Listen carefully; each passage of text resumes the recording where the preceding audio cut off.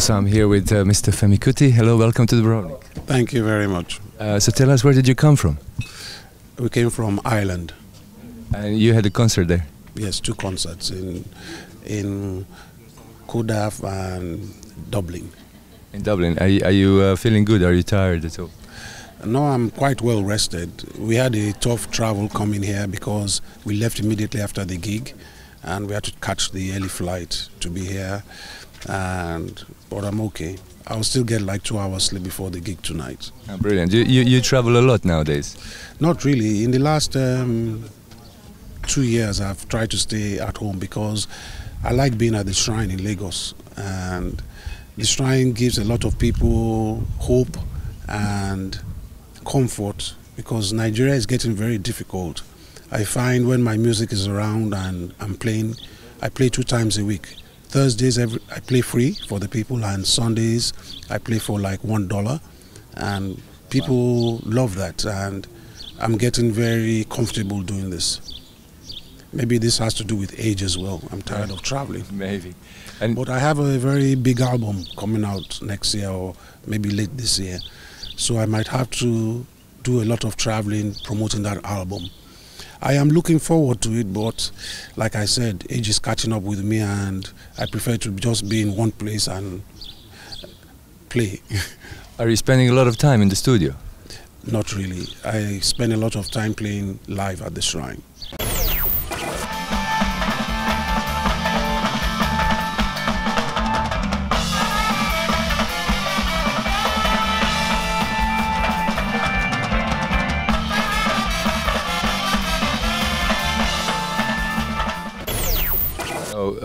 Tell me about your making music process. Is it how do the songs come out? Do you jam with musicians or do you do it yourself? How do you do it? Normally, the best songs that I find are songs I dream about, but this comes after intense practicing.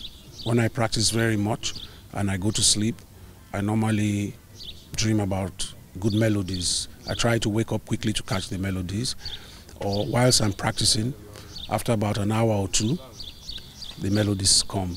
A good sweet melody might come at this time, or probably during a performance at the shrine. If this happens, I sometimes quickly stop the band and let them start the song, and then we start to build. But I always build all the songs from the shrine. I build them, bass line, guitar parts, percussions, drums, and then I put the horns. Then I think of what is most important for me to sing about, and I put the words. But also the saxophone comes in too. Sometimes. Yes. I play, these days I'm doing more of singing and conducting and composition. But I do play a lot. I still play the sax quite. I focus more. I move to the trumpet now. So I spend at least 6 hours every day practicing the trumpet.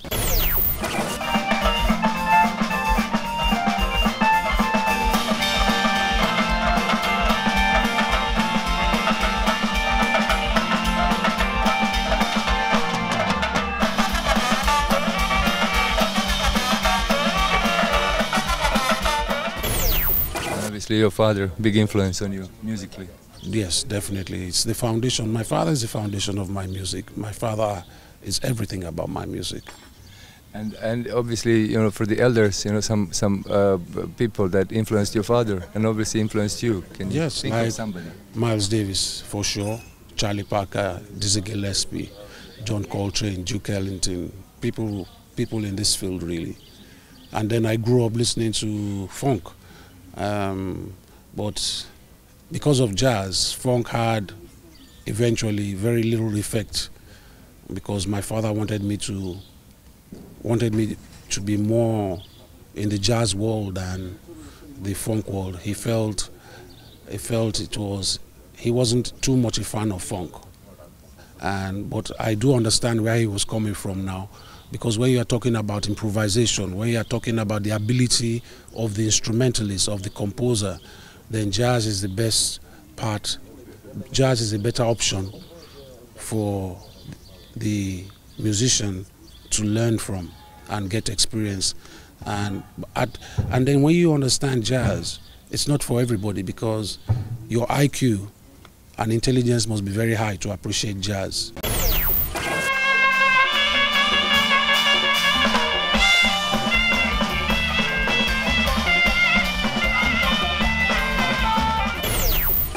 When you listen to jazz, you don't understand it immediately, because the wavelength of jazz is so high. But what the jazz musicians were doing was incredibly unbelievable, showing the dexterity with their musical instruments, going. When you start to see this, it's like magic, and then you just have tremendous respect for these players, but it's so. You find that the average listener will not appreciate jazz immediately. You have to be. It's like you have to be introduced, and it's a gradual process. It's not for everybody. It's only for really intellectual-minded people. Because jazz has a lot of harmonies as well, no? And yes, and improvisation as well. It is the jazz is it. It is music taken to such a high degree of human intelligence. It's an incredible, at an incredible high level, intelligence high level.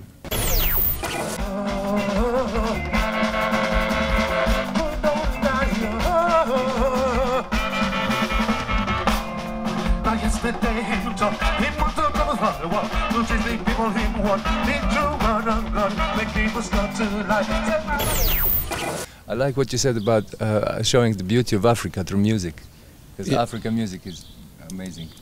Yes, that's the essence of what I do. I think music has a very important role to show and to help heal a lot of issues. And I think maybe because of my background, my father, it has social issues, political issues are part of my music and very important for me too.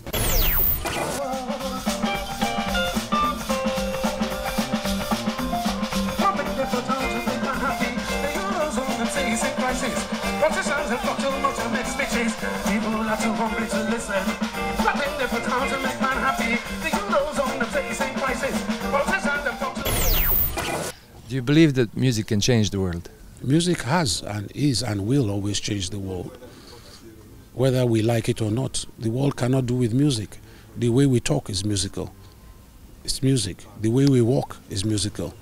Life is musical. The way the cosmic order is, the rhythms, the way everything moves around the sun is musical. You listen to the sea, it's music. You go to the forest, it's music. Everything is music, so you can't do without music. But also words. Yes, of course. It doesn't even have to be political. Let's take, for instance, Stevie Wonder's "I Just Called to Say I Love You." Many of us use that word. So it healed and helped many people in their love affairs. Baby, I just called to say I love you. That was music. So music helps. It doesn't have to be hard or political. It doesn't. It could be soft. It could be dance. But when you have festivals, why everybody's in festivals summer? Why? Music. Music brings everybody together. It's the only profession that can bring so many people together at one place just to have a good time.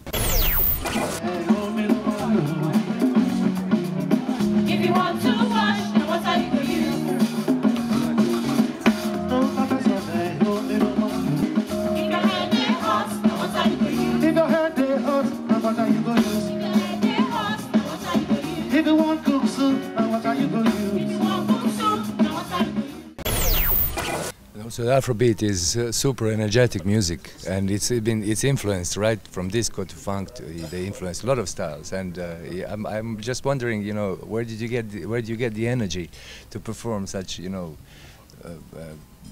amazing sets? I think this was because the energy I get, because I had to find the energy because a lot of pressure was put on me growing up as Fela's son. I mean, my father was such a huge icon, and everybody was, oh, you will never be as great as your father, you can never be like your father, forget it.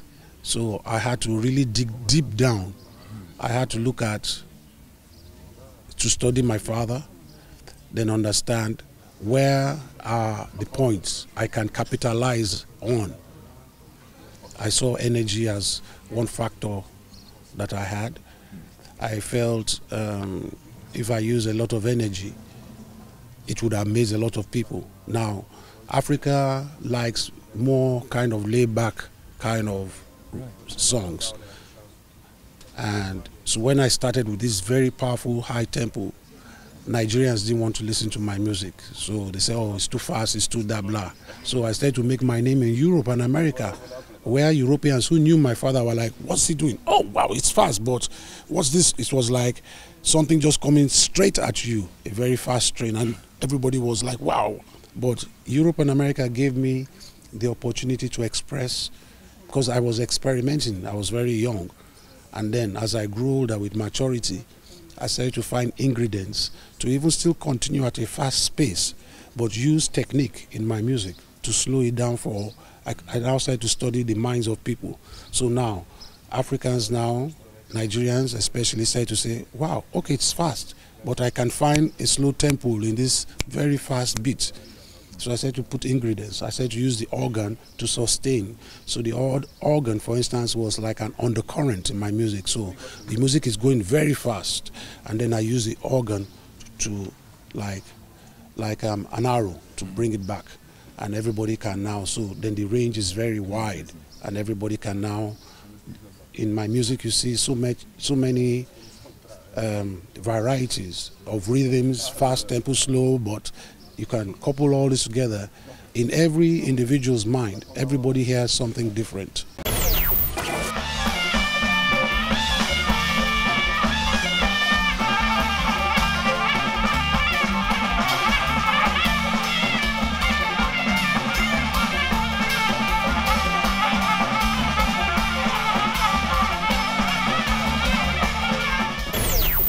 You know, your father, you've been around for a long time, and you've seen a lot of changes, you know, in the world and also in the technology world. How do you look at technology nowadays? And obviously, because you come from, you know, very traditional background, and how do you work with technology in your music and in your life?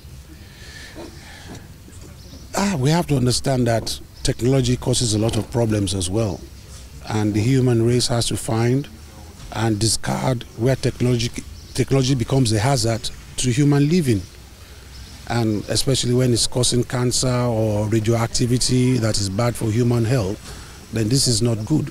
But then when you use technology for probably solving health problems, but these health problems will probably not have arisen if technology did not even cause these problems in the first place. So, but musically, I like technology because in the studio you can use technology to really enhance and give your sound a very powerful background. But generally speaking, you see what some good technology does and then bad. Musically, again, technology can be bad in terms of, for instance, somebody knows nothing about music. You just find some melodies, you make a hit. You are not a musician, you know nothing about music, you get a massive hit, but then in a few years, you are dumbfounded in yourself because you know nothing about music, you play no musical instruments, and then when you become a young person who becomes a mega star, by the time you are 50, your life is empty because you refuse to study music. It's like a quack doctor treating people. And then you realize you didn't really treat them, you made them more sick. So this is what I see. This is happening at a very high scale globally now. Music is as serious as medicine, law, engineering, technology. Music has to be studied, and music must be presented, because music is the only profession that touches you. You don't touch. Even the composer can't touch. The composer doesn't know where this music comes from. It's a gift, and it can't be abused, and when it's delivered badly, it's like giving people bad health. So this is what I see. Brilliant. Thank you very much, and best of luck. Thank you.